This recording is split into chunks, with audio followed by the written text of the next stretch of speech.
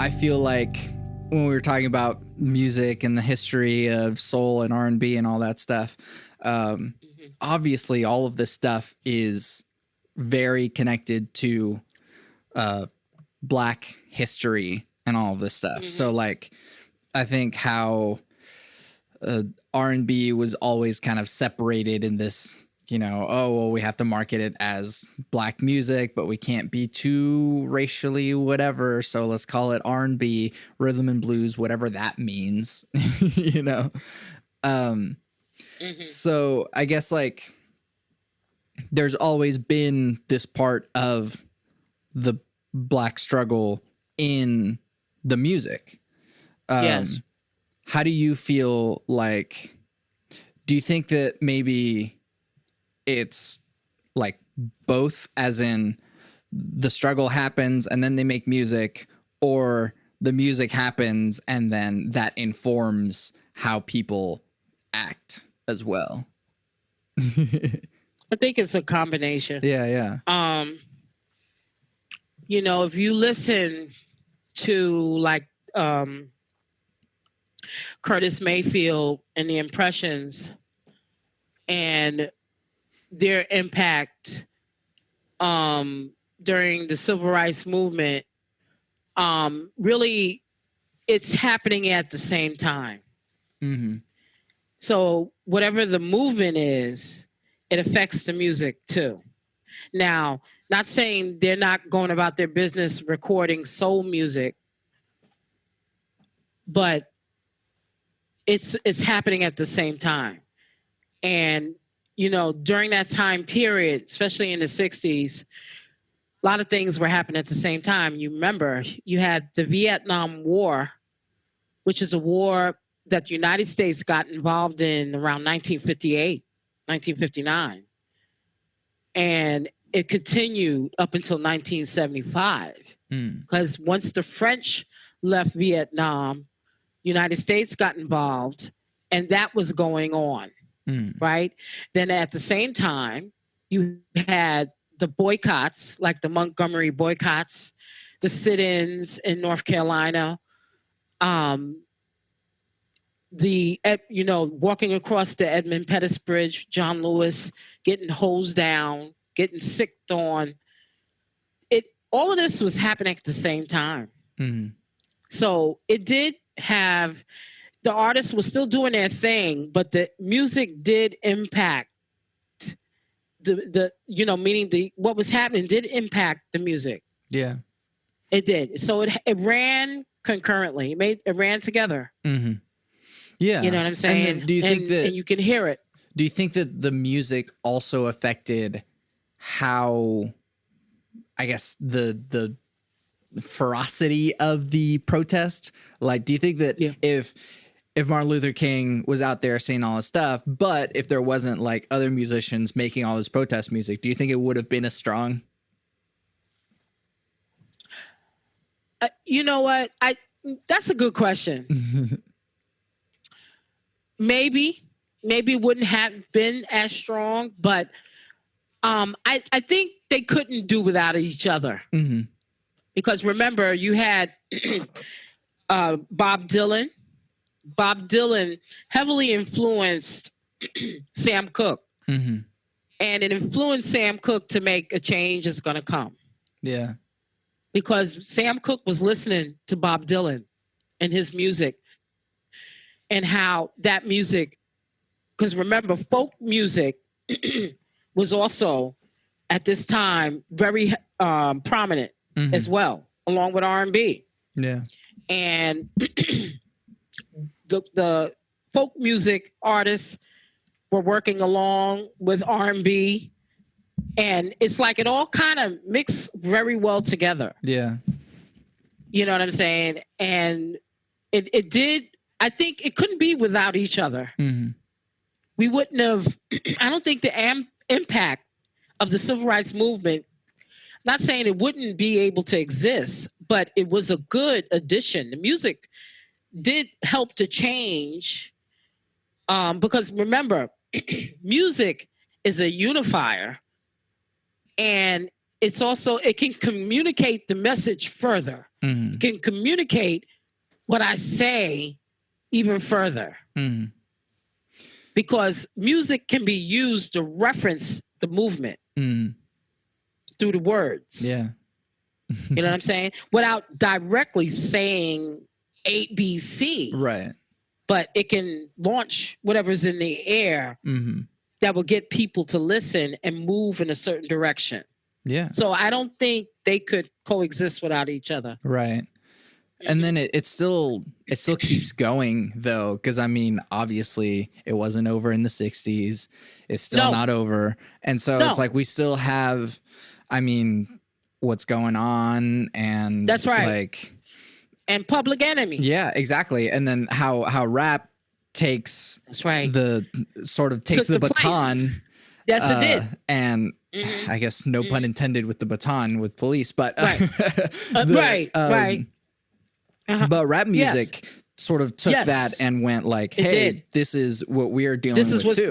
This is what rap did was, and I don't know if that was the intention of the forefathers of rap, but rap really became a tool to continue to carry the message and let people know, no, things still haven't changed all that much. Mm-hmm.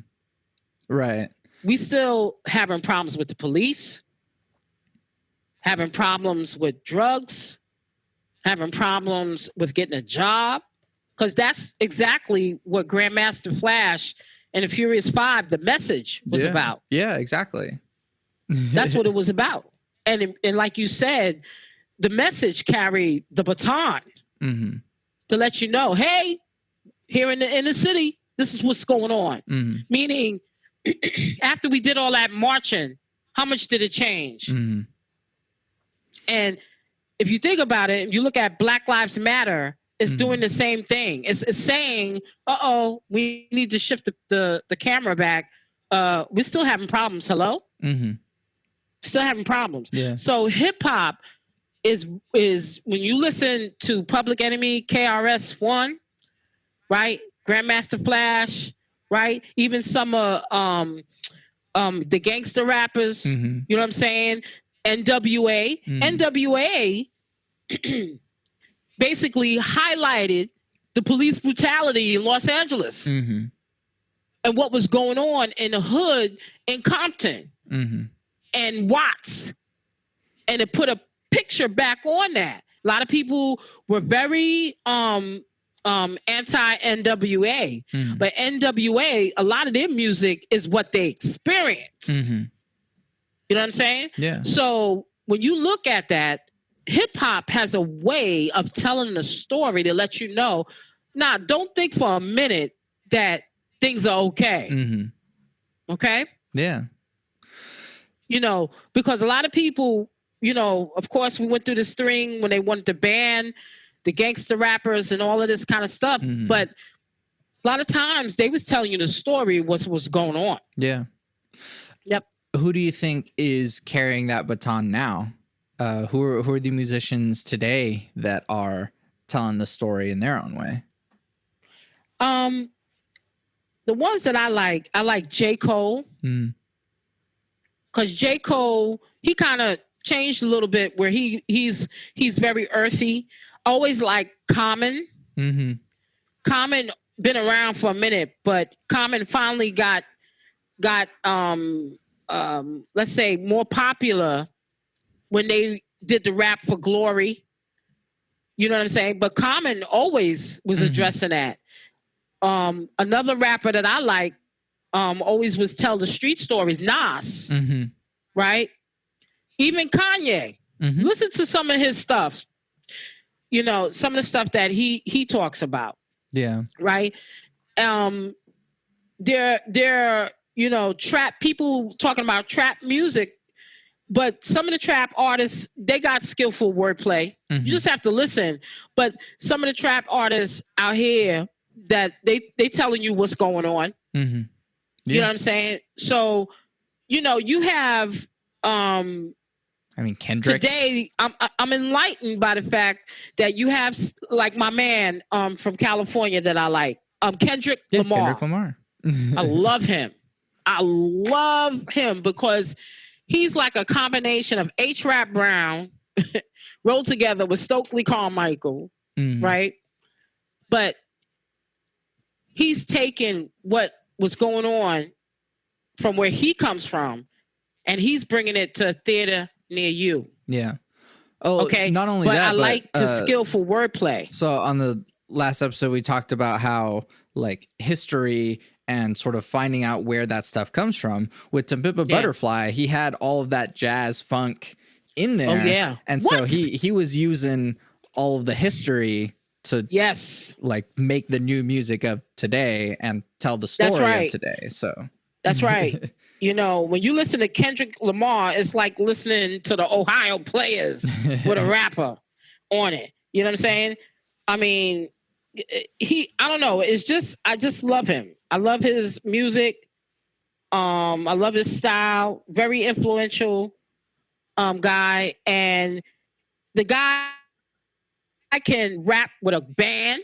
You know, because back in the days, that's what the early hip hop artists did. Yeah. They had a band playing back up to them and they would rap like the Treacherous Three, you know, even Grandmaster Flash when he did super rapping, you know, Funky Four plus one more.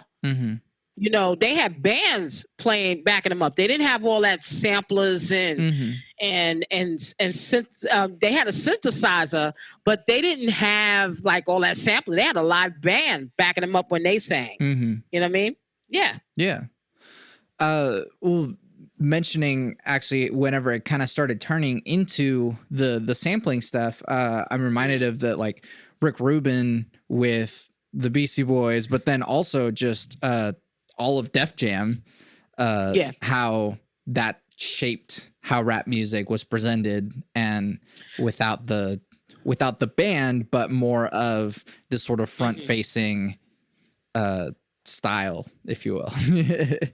Well, with Rick Rubin, you know, Rick Rubin came along with Russell Simmons. You know what I'm saying? Exactly. And they both together, and you know, but Russell and Rick also came from the hip hop era. Because they were to me, the generation before me. They came from the era where you did hip hop with a band. They did. But it was their era where they were able to use the TR 808 drum from Roland, right? Where they can put beats, record beats. And they used some sampling as well. But still, they were able to put out some great records. Yeah. You know, and one, I think to me, the group that really, really catapulted hip hop into the atmosphere was Run DMC. Exactly. Because they were able to take the elements of the street and then mash it together with rock. And that's where you got that marriage of hip hop and rock. Yeah. You know, in terms of you had some of the bands that would do hip hop and rock, like the Red Hot Chili Peppers, you know what I'm saying? And other bands that were very popular in the 90s. Rage Against the Machine. Rage Against the Machine, yes. Because I think they did something with Public Enemy as well. You know, where you got that marriage. And I felt it was not that different. It wasn't, because really, like I said to you before, in the beginnings of hip hop, we used to use a lot of break beats from rock records. Yeah. And if you listen to Run DMC, one of their songs, they use Billy Squier, I Got the Big Beat. Right? Boom, ba-doom, boom, boom, ta, boom, ba-doom, boom, boom. A lot of times when you hear us say the boom, boom, bap, a lot of times the boom, boom, bap was from the rock record. Yeah. Because that's what it sounded like. Boom, boom, bap, boom, boom, bap. The bass drum. You know what I'm saying? Yeah. So, you know, that marriage between hip hop and rock was killer. Was killer. Yeah, yeah. And it fit right. Because that's what we were doing anyway when we were mixing records anyway. Yeah. And marriage. This kind of goes into the greater conversation, but I think that there is something powerful about having the unity of, yes, hip hop and rock, and having the unity of someone like Run DMC, having Rick Rubin, this white guy who really doesn't identify with being white, but necessarily just wanted good hip hop, you know? Just good music. The Beastie Boys, when I first heard the Beastie Boys, they had this record called Cookie Puss, right? Because Cookie Puss was some damn ice cream from Carvel. Tom Carvel was very popular in New York. Okay, he had all these ice cream shops. Carvel, you know, you can look it up. And he had this one ice cream called Cookie Puss. So it was cookies and ice cream. So the Beastie Boys did a record called Cookie Puss. And I was like, who is this group? I got hooked on Beastie Boys way before they got mad popular. But the Beastie Boys, they like hip hop. And they were just fans of hip hop, but they knew how to rap. They knew how to do the mixing, all that kind of stuff. And it was a great marriage. You know what I'm saying? So, you know, Rick Rubin, he just liked good hip hop. Exactly. He grew up listening to good hip hop. And he was able to work with a guy, with Russell Simmons, and they were able to put that together and put out some great records. I mean, LL Cool J, I Need a Beat. Yeah. Right? LL Cool J, if you saw the movie Crush Groovin', right? That's when you saw LL Cool J, right? You saw Run DMC. You know what I'm saying? These are the artists that they were promoting in Crush Groovin'. Sheila E. was in Crush Groovin' too, also. But Crush Groovin', what? You know what I'm saying? It was just good hip hop. Good hip hop. Yeah. I feel like something else is that, I mean, we were talking a lot about like the kind of protest music, people talking about the stuff that's going on, but I feel like it's easy to kind of get bogged down into like, oh, this is like part of the movement and stuff like that. But there's still a lot of great soul music that is just about having a good time. Well,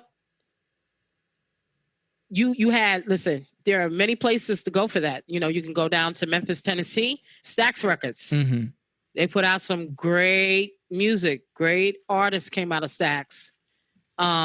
Isaac Hayes came out of Stax Records, but Isaac Hayes was a writer before you got to know Isaac Hayes later on as a musician and a singer. But he was a writer, and his writing partner was David Porter. Okay, Sam and Dave, right? They were good. They came out of Wilson Pickett was produced at Stax, even though he was on Atlantic Records. It was a lot of Stax records were distributed by Atlantic Records, right? You had that. You had Mabel John, who is the sister of Little Willie John, who made the song Fever, which has been covered by so many damn people. But Little Willie John, that was his song, Fever. Okay. So you had Mabel John, right? The Mad Lads, who were like a Southern doo-wop group, but they made some great slow jams, slow sides. The Staple Singers, they didn't come to Stax till later on in the late 60s to the early 70s, right? You had the Barkays, which were young men who, at the time, they were like 17, 18 years old that backed up Otis Redding as his backing band. They were very good musicians. They were taught well. Booker T and the MGs. Also with Steve Cropper and Donald Duck Dunn. And what I loved about Stax Records is that Stax Records was mixed with black and white musicians. Okay, that was bringing you some of that home-cooked Memphis, Tennessee soul. And then you have Chicago. Chicago was putting out great music. Putting out Curtis Mayfield, the 5 Stair Steps, right? There was this other Gems, which Minnie Riperton came out of the Gems from Chicago, right? Fontella Bass, right? Maurice White used to play drums for Chess Records. before he did Earth, Wind, and Fire, right? Etta James, right? So you got all these great people coming out of Chicago, right? Motown, right? Marvelettes, Stevie Wonder, Marvin Gaye, Martha Reeves and the Vandellas, The Temptations, The Supremes, right? Bobby Taylor and the Vancouvers, right? Yes, those great, and the unsung ones like the Velvelettes, right? Junior Walker and the All Stars, right?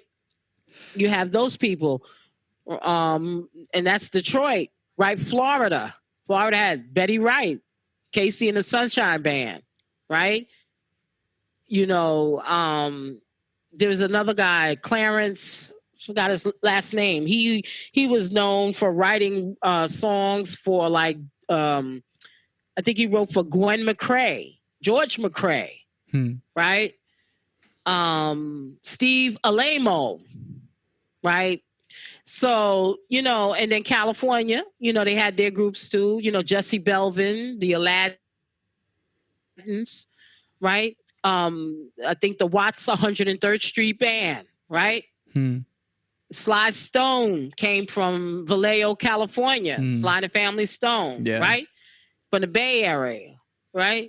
So, you know, you had at that time music still not supposedly so social conscious, but it was good. Yeah. Coming out of all these different parts of the United States, Midwestern soul, Bay Area soul, got Florida soul, Memphis soul, New York soul, you know? Yeah. Yeah. Where does reggae come in? I feel like it's sort of this wild card from Jamaica that just like that just changes everything. Well, I'm gonna tell you, Jamaica, if you listen to the variations of their music, ska is really, I call it like jazz and skiffle. Skiffle music comes from England, right? But ska lends its elements come from jazz, right? Very fast, that, but the beat, right? But Jamaica was heavily influenced by what was going on in the United States. So a lot of times when ska evolved into rock steady, where the beat got a little bit more laid back, a lot of the rock steady records were covers of a lot of R&B records. Okay.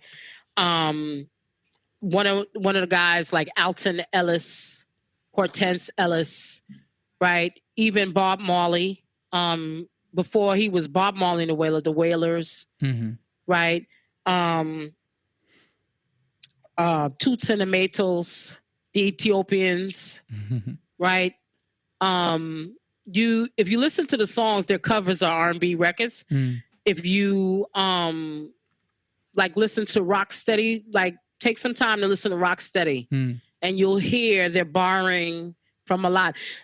Curtis Mayfield had a big influence on reggae, Rocksteady, and reggae music, and you'll hear that.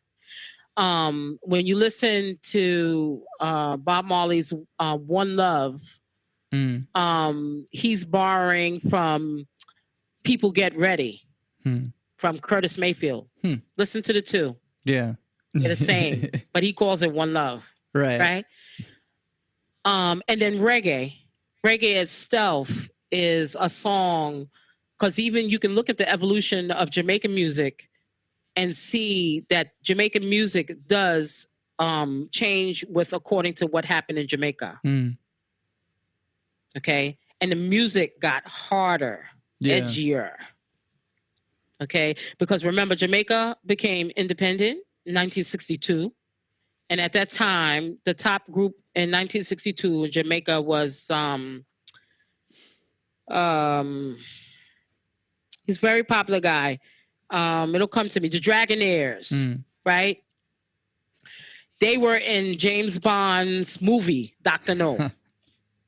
Okay, there's a popular song they had in 1962, and they were featured in Dr. No, the Dragonaires, right?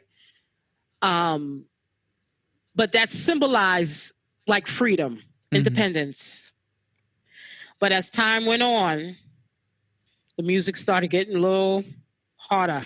Now, Rocksteady, you know, got that nice beat, you know, seemed like things are going good, you know, very driving. But then as economics and things change in Jamaica, it got harder and became reggae. Yeah. Reggae became the social consciousness of what was going on for Jamaican people. Yeah. And then Bob Marley was able to place himself in that because Bob Marley grew up a very poor man, you know, outside of Kingston, Jamaica. Even though he was singing back in the days, he was a very poor man. You know what I'm saying? But you can see the evolution. But reggae was heavily, like Jamaican music has been heavily music has been heavily influenced by American music. Yeah, yes. And then the other way around again. That's right. Yeah. That's right. Something that I guess I have two trains of thought. Let's go into punk, I guess. It seems like punk was like, I don't know if it began as like a white thing or if the spirit of it still began in soul. That's a good question. I think punk is rooted. It might have some elements of it, but punk is rooted in 1960s garage music. Yeah. Okay. If you check out some of the 1960s garage psychedelic, that's where you hear punk. Yeah. That's where it comes. But in a way, there is some influence of R&B, like blues. You still hear some traces in it. You know, the drivingness of it, yes. Yeah. It's there because a lot of garage bands, what they would do is play their own versions of R&B records. Yeah. Yeah. So yeah, I agree with that. Yeah. Because it does seem like, punk was kind of driven by white artists, but like when you look at the core ideals of punk, sort of breaking down these systems and fight the man. I mean, that's right. That's soul all over it, you know? Well, it is. It is. I mean, when it really, not so much soul, just anti-establishment. Yeah, yeah. You know what I'm saying? When you listen to The Clash, when you listen to the London Town, going against the Queen, baby. Yeah. You know what I'm saying? It's anti-establishment, you know, because a lot of white kids were living in neighborhoods that were disenfranchised also. Yeah. You know, and a lot of them, they became skinheads. You know, they developed their own culture, their own music. And some blacks were involved with the skinhead culture too. You know what I'm saying? In England. But what I'm saying is that it was anti-establishment because remember, they were speaking to the same things that a lot of kids were speaking to. Like, yo, we ain't got no jobs. You know what I'm saying? You know, my family's poor. The neighborhood is not good. You know what I'm saying? It's rat infested. You know what I'm saying? So they had to speak to that. You know, punk, especially in England, they had to speak to that. Yeah. You know what I'm saying? Yeah. And it's a funny thing, too, because, I mean, we talk about Rick Rubin. I mean, he was inspired by a lot of punk as well. Oh, yeah. And I think to him, he saw those ideals like we're talking about is like the anti-establishment sort of stuff is the same sort of stuff that a lot of hip hop was doing at the time, too. And so I think that like looking at both sides of that and being like, hey, we want to stop being oppressed by the system is a lot of the same stuff that hip hop was doing, a lot of the same stuff that punk was doing. And that's where you get that crossover with rock and roll and hip hop. Listen, Rick Rubin was a great marriage. Because, you know, he produced the Beastie Boys. He produced LL Cool J, Public Enemy. So Ghetto Boys. Listen, it's that thing against the establishment. Yeah. Yeah. And and that's what's in common. Yeah. And that's the edge that was needed. Mm. Yeah, most definitely. And he's a pioneer along with Russell Simmons. Yes. Yeah, exactly. That's right. Here's something else, I guess, on soul. Jazz, I feel like in some ways has been sort of co-opted by, I guess, white culture, in that, like, it seems like how academia has grabbed onto jazz and being like this very academic sort of thing, and then like there's this kind of jazz artist that you have to study and do this sort of thing, and I feel like it's sort of become this dry thing that you think so. Well, I mean, I feel like for people having to try to learn jazz, and I only dabbled in jazz a little bit in school, but I feel like that academic sort of nature that was coming from the school is very like dry to me, in the same way that like classical music, and I also study a bit of classical music as well, is that like it has this dry academic sort of book sort of thing. At least jazz does have that bridge that goes into like, yeah, you have to improvise, you have to feel the music, you have to be in it, and at least there's that. But like, I do feel like academic jazz, if you will, and like that sort of like easy listening sort of stuff is like, I don't know, like jazz fusion, for example, has just kind of it's very advanced stuff, but it's also become like the sound of like, I don't know, elevator music. And so like it's confusing in a way, because it's like you have these very virtuosic musicians doing crazy stuff in jazz fusion, but then it gets like co-opted to be like, oh yeah, it's just like nice, easy listening stuff to have on in the background or whatever of like an elevator. I would kind of not hope that, because the people that were part of jazz fusion was Miles Davis, Herbie Hancock, Chick Corea, some of the greats. I would hope that it wasn't diminished to elevated music, Weather Report, those type of groups.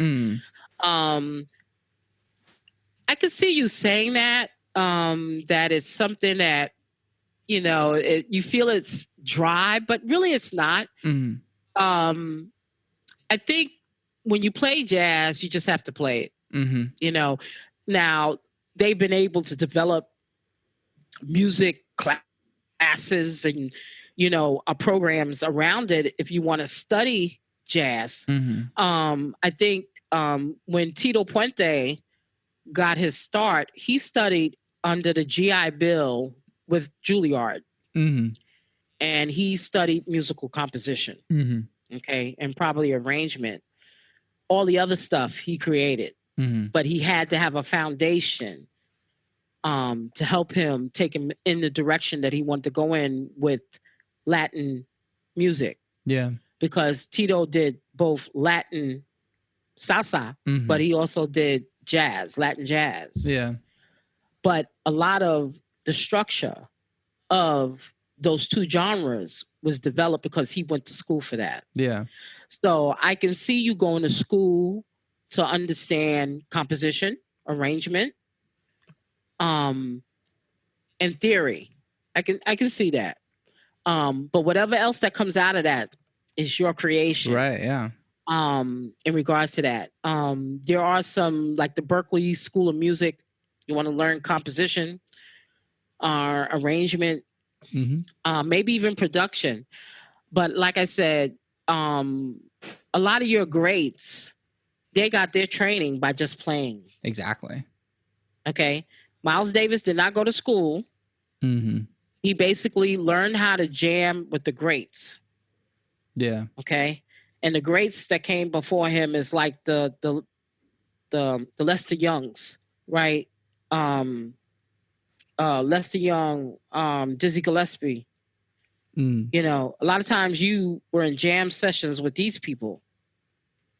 And one thing about Miles Davis, he kept his ear to the street, meaning he changed with the times. Yeah. Because if Miles Davis wanted to, he could just stay playing bebop. Sure. He didn't. Bitches brew. Every era that came, Miles Davis changed.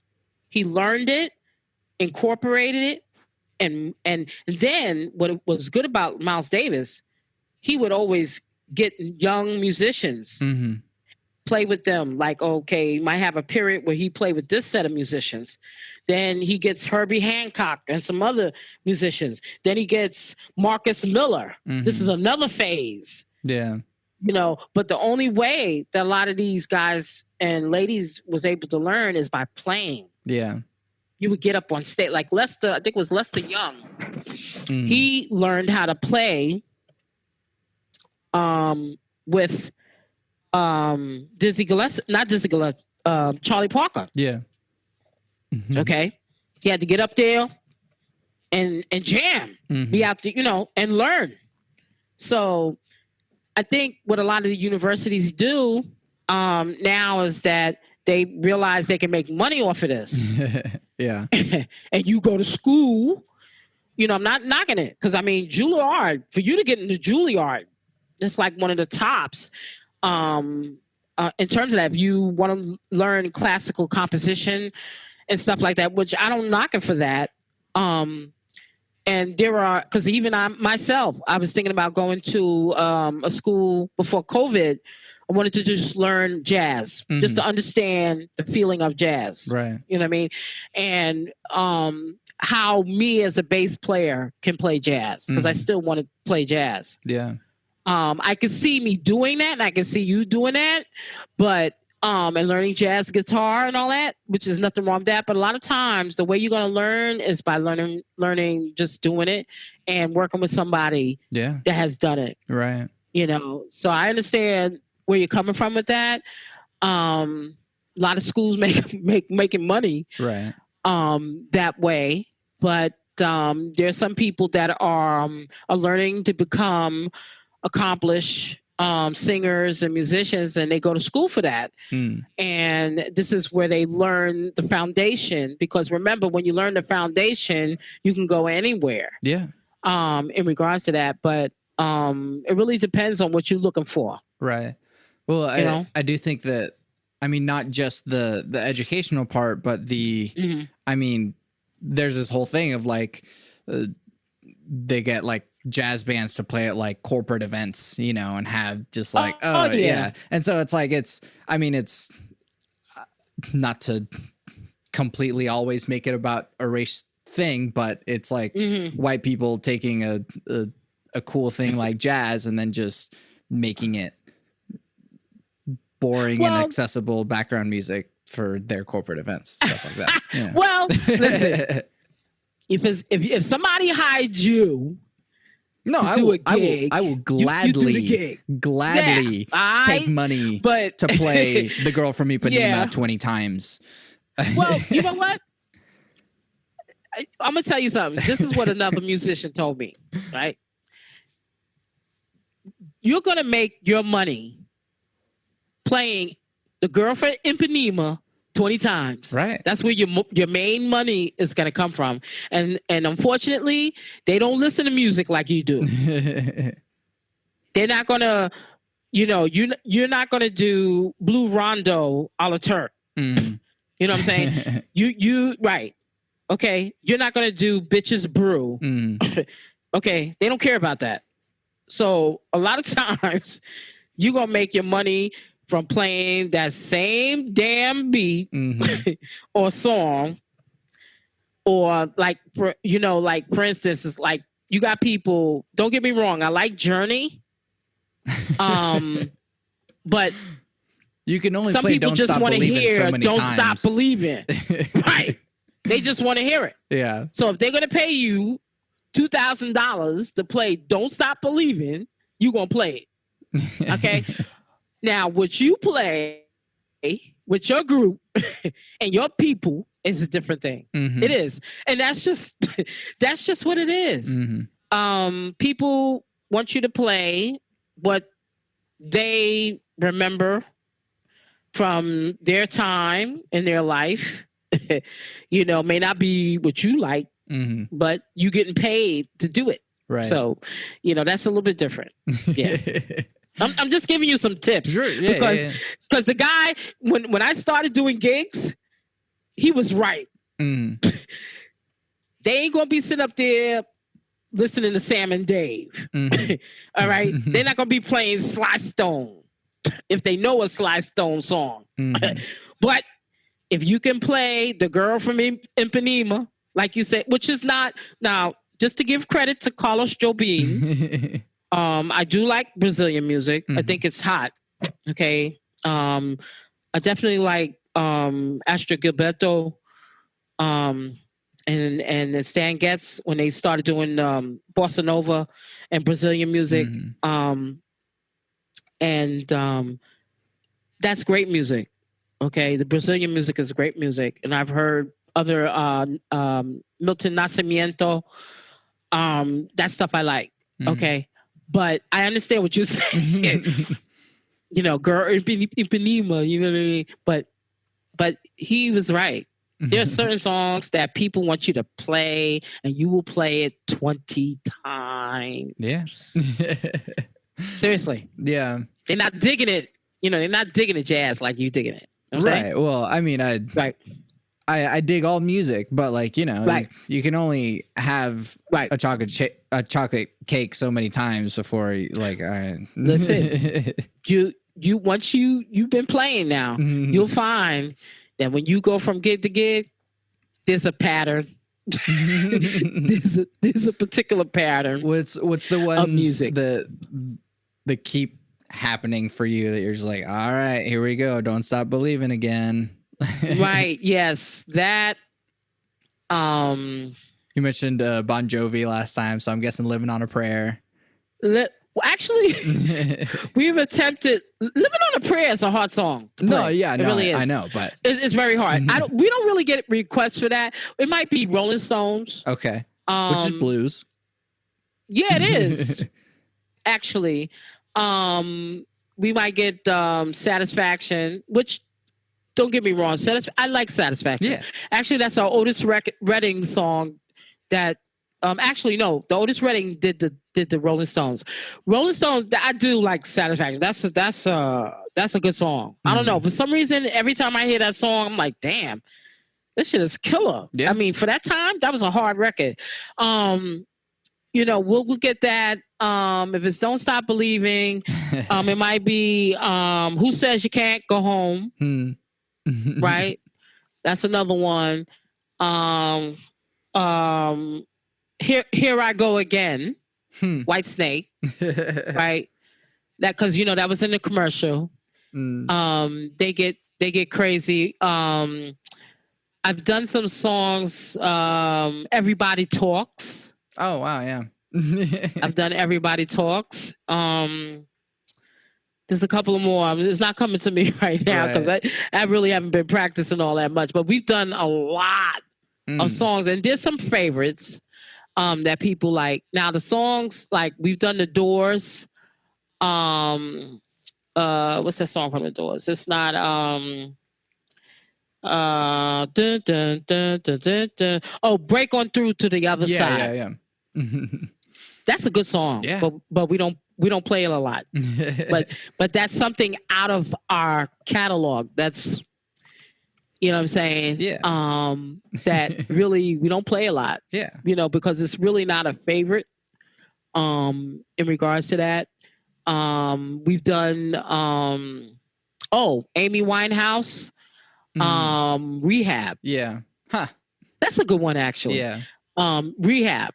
We've done that. You know, actually, I like Rehab. Rehab was pretty good in regards to that. But so there's like quite a few that people like to hear, and you may have to play it for the 20th time. Yeah. Right. Yeah. Yep. I mean, we talk a lot about history, or we've been talking a lot about history and like older music. What are you jamming to nowadays? Wow. That's a mix. From nowadays. From nowadays. Well, one person that I like I think she's underrated, to be honest with you. Her name is Vivian Green. Hmm. She's got this song, Get Right Back to My Baby, Hmm. which incorporates Frankie Beverly, Before I Let Go. Hmm. It was produced by this guy. He was from Brooklyn, Kwame, who used to be on the same label as Salt and Pepper. Well, he was on Atlantic, but he was produced by Herbie Lovebug. But Vivian Green, I like. There's this group. I like Anderson Paak. Yeah. Anderson Paak is fly. Yeah. His style. I can't. Sometimes I can't tell the difference between him and Kendrick Lamar because they sound is kind of similar. But Anderson Paak, I love him. He's good. There's like there's another one that I like. I mean, I like Anderson Paak. Thinking of Anderson Paak and Kendrick Lamar, I can't help but think of Thundercat. Thundercat. Thundercat. Yeah. What? Yeah, Thundercat. Yeah, Thundercat. This is group Bishop, the artist. He has this song called Remedy. So it kind of like trap, got like trappish. Yeah. In terms of the music, but it's good. It's got a I like the flow of it. You know what I'm saying? I do like there's this guy Stemmen. I forgot what country he comes from, but he does R&B. He got a nice sound as well. I like this kid called Taiwan. He's pretty good. So some of the like new R&B artists, I like listening to. Sometimes I go back. One of my favorite hip hop artists is Ghostface Killer. Yeah. From Wu-Tang. I don't know. It's just like his wordplay, and he likes to use old school samples. In his songs that just makes the songs killer. I like Master Ace. Yeah. Master Ace is still one of my favorite. He's still touring. Ghostface, actually. Do you know about Bad Bad Not Good? No. So Bad Bad Not Good is this I guess jazz trio, but they do almost hip hop style jazz type things, and they did an album with Ghostface. Oh, nice! And so he's rapping with a backing band, effectively. Nice. So it's pretty cool. I like stuff like that because that's old school right there. Is when you are rapping with a backup band, because that is how hip hop started. They had bands, and they would rap with the band, right? And it had a very natural feel. If you get a chance, check out the Treacherous 3, which Kool Moe Dee came from the Treacherous 3. Okay, and they were 3 guys from Harlem, and they got together with Bobby Robinson's label. They were on Bobby Robinson's label called Enjoy Records, and they had a band. And the guy that was a part of the band was Pumpkin. His nickname was Pumpkin, and it was just straight them playing instruments and those guys rapping. They would just go wordplay while the band was playing. Yeah, killer. Yeah, just killer. So I like stuff like that. Yeah, because really that's natural. That's how really it started. Yeah. Where do you, I guess, want music to be going now? Because it seems like, every once in a while we have these new movements happening. I feel like nowadays trap is what's really like on the trend. But I guess where do you think the future is of soul music and hip hop and R&B and all of this? Well, I think I'm enlightened by it. What I'm seeing is that R&B artists now, the ones that are established, like Anthony Hamilton, Ladisi, You got other artists like Kanya Doss. If you want to check her out, she I think she's one of the most underrated soul singers out there. Lisa James. What these artists are doing now is they are taking control of their material, they're publishing, and they're putting out their own product. Yeah. I think when you have total control of your product, you want to put out good music. There's more responsibility involved because you don't have third parties handling your business. Right. But I think there is more of a dedication to you putting a better product out. Yeah. And and we're taking a page from young people, especially some of the hip hop artists. They're doing the same thing. You know, hip hop to me is going to go to another level, like it always has been. It'll continue. I'm seeing more collaborations between young and old artists, young producers, older rappers. Yeah. I want to see more younger rappers collaborating with older artists because that's where the cross-pollination happens. And I think you're seeing more and more of that now because I feel like Black artists now realize they need to take ownership of their product. Because for so long, we've had other people you know, take ownership of our publishing, take ownership of our masters. And I think you should own your masters. Yeah. Because you can decide whether to put out a greatest hits album or the best of, right, or lend your music out to other people. But you have to put things in place or people in place that will handle that for you, but it's still you. I think to me, I'm very happy about that direction because you know when you gain knowledge is power. Yeah. And once you figure out how things work, because you've been in the industry long enough to learn how things work, then you can start putting things in place. I really do feel that soul music, R&B music, hip hop music is just going to go up. Yeah. Is because now hip hop music. And hip hop is 47 years old. It's almost 50 years old. Hip hop is the new rock and roll. Yeah. This is where the money is coming from throughout the world. Yeah. This is where it's coming from. You know, so finally, even though hip hop, you know, they gave hip hop a dirty look. They diss hip hop in the beginning. Oh, this ain't gonna make no money. Really? When you watch commercials, you hear hip hop, or you hear old school R&B records as the underlying track in a commercial. Yeah, hip hop is a multi-billion-dollar business, and it is the new rock and roll. Yeah, definitely. Yep. Do you know about Afrofuturism? It's something that I've been really into lately, and I feel like. I mean, well, I guess so. First of all, what do you know about Afrofuturism? Well, I heard the term. You tell me a little bit about it. Okay, so Afrofuturism is more than just music, but it's taking. You mean like Afrobeat? Well, no, it's like so the idea is basically like if Black people had been allowed to thrive, if the system hadn't quashed them down every step of the way, what would Black culture become?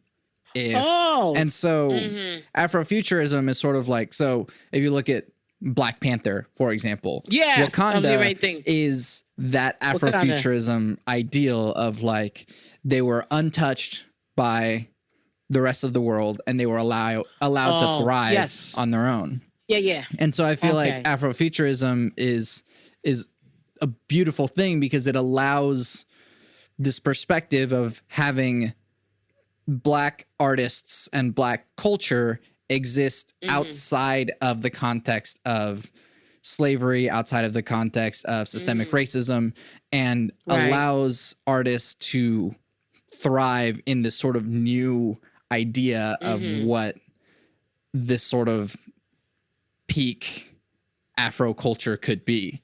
And so I feel like artists that represent that, I mean, going way back with like Sun Ra, but then also nowadays Janelle Monáe and Beyonce are doing this sort of thing of like taking this culture and going to the future with it. And so it's almost a little science fiction even at times, but I feel like, I mean, every single one of Janelle Monáe's albums are concept albums involving androids and stuff like that. And so that's something that I've really been into. And I think for me is kind of the future of what soul can be, and sort of taking this look at Black culture outside of the lens of persecution, and instead going, what are we unbound? Well, you know what? To me, Black music is futuristic. Yeah. Always has been. I think what Janelle Monáe and Beyonce doing is very powerful, because what they're doing is they're presenting our culture to people and to our people, to let them know this is where it can go. Yeah. And to me, I don't have a problem with that, because I always felt in my heart that Black music always was futuristic, even from the beginnings of time. Look at the different genres of music that have evolved. You have gospel, you got jazz. You go from ragtime to swing, right? From swing to jazz, right? From jazz to the different iterations of jazz, bebop, right? Cool jazz. Then you got fusion. Then you got smooth jazz, right? And even to the fact of music from Africa. And you heard African music in James Brown's music. Yeah. You heard African music from Miriam Makeba, right? You heard African music in Fela Kuti. All of that stuff from the motherland is making a full circle. Because if you trace African music, you can bring it to the present. Yeah. And it's going to continue. Even with Afrobeat, like Fela was Afrobeat, right? And then the other sister, she is from Benin. I love her. She's French.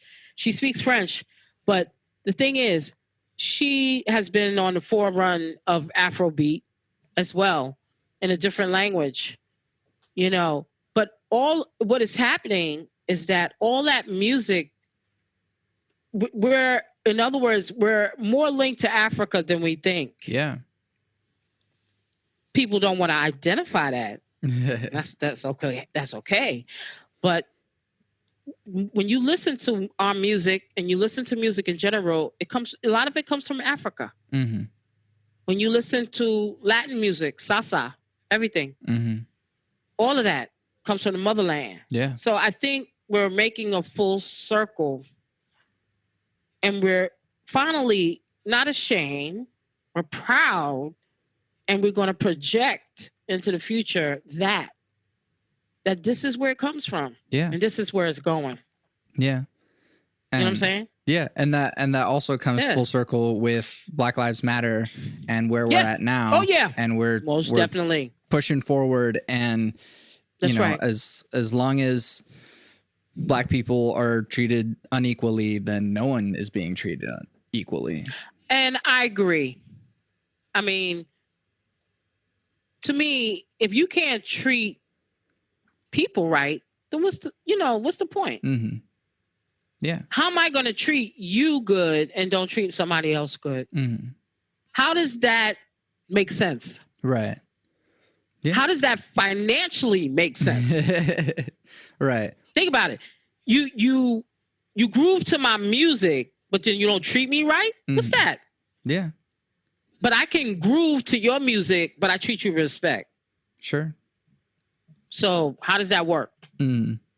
Right. Don't work. And I mean, even, You know? because for me, I'm Latinx. I don't necessarily have like a direct connection, but I mean, it's always like we've been talking about all this history, the connection with like Afro-Cuban, for example, and how salsa plays into everything. Like it's all interconnected, and the way that all these cultures interact is a huge part of it. Even if you from Puerto Rico, and I grew up with a lot of Puerto Ricans, right? Here in the Bronx, because a lot of Puerto Ricans moved to the Bronx. Yeah.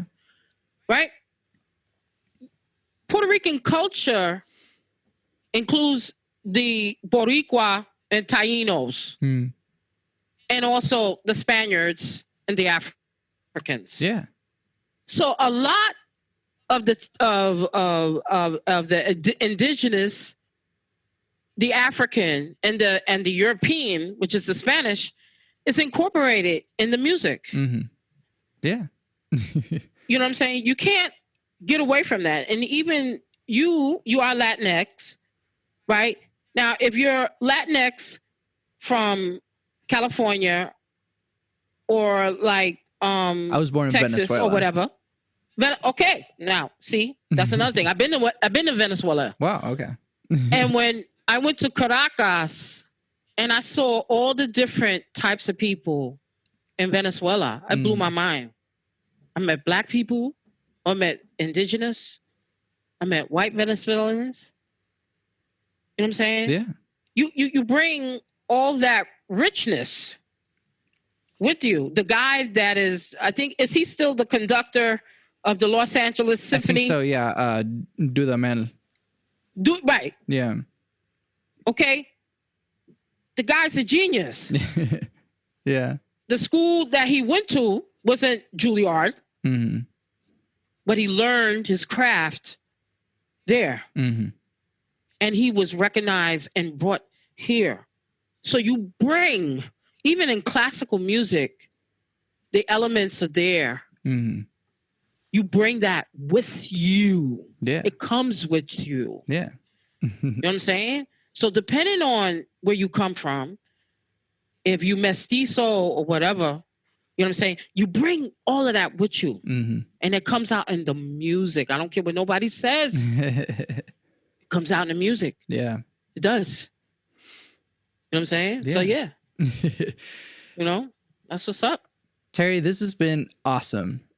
Where can we find you and your things? Listen, you can find me on bolasoul.com, and I'm going to tell you, I'm going to do a show on Latin Boogaloo because Latinos in New York were influenced by soul music, and it came out and it became R&B salsa. Yeah. Okay, so I'm going to do a show on that. But you can catch my show bolasoul.com. You can download to get some soul to go. Go to Live 365, look up a bowl of soul, a mixed stew of soul music, 24 hours of soul. You can catch me on iHeartRadio. And as well, you can catch me on prn.fm at 6 p.m. Eastern Standard Time, 3 p.m. Pacific. You can catch me on radio.garden as well. And you follow me on Facebook, A Bowl of Soul, a mixed stew of soul music as well. And hit me up on Gmail, bowlofsoul@gmail.com. Well, awesome.